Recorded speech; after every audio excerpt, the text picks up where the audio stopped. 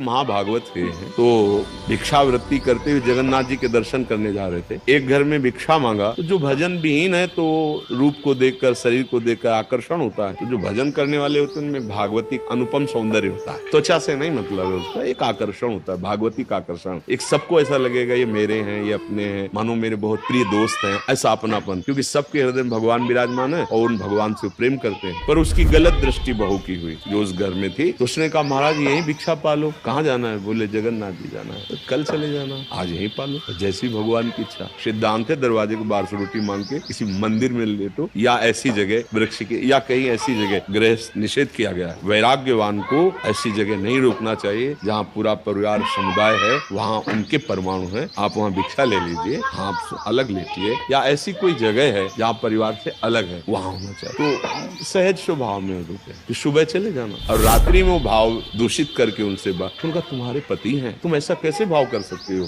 दरवाजा बंद है। वो चली गई। तो शायद उन्होंने समझा कि समझ आ गई होगी। वो गई और सोते हुए पति का गला काट दिया और आगे बोले उनको तो मार दिया। अब कहा दुष्टा, तुमने अपने पति की हत्या कर दी, बहुत निंदनीय। तो उनका अगर आप हमें स्वीकार नहीं करते तो अभी हल्ला मचाते, पूरा जो मोहल्ला है वो जाग के अभी तुम्हें जान से मार दो। उनका मरना स्वीकार, गलत आचरण नहीं कर सका। उसने हल्ला मचा दिया, बहुत लोग एकत्रित हो गए। उनका देखो माया का जाल अलग होता है। देखो इसने हमारे पति को मार दिया, पहले तो हमारे साथ गलत भाव करने हमने रोका तो पति ने भी रोका, देखो पति को मार दिया। और वैसा ऐसा उनको राज दरबार में बंदी बना के उनके हाथ काट दिए गए। एक बार केवल उत्तर दिया था नहीं ये झूठ है, दोबारा नहीं। भगवान के स्मरण में मगन हो गए। अब जो हमारे प्रारब्ध पूर्व का कर्म होगा। जब जगन्नाथ जी के सामने गए ना, तो वहाँ प्रभु हाथ होते तो जोड़कर प्रणाम करता, अब तो प्रणाम से फिर नवीन हाथ जागृत हो गए। मतलब कष्ट सहना मंजूर है, लेकिन धर्म विरुद्ध आचरण।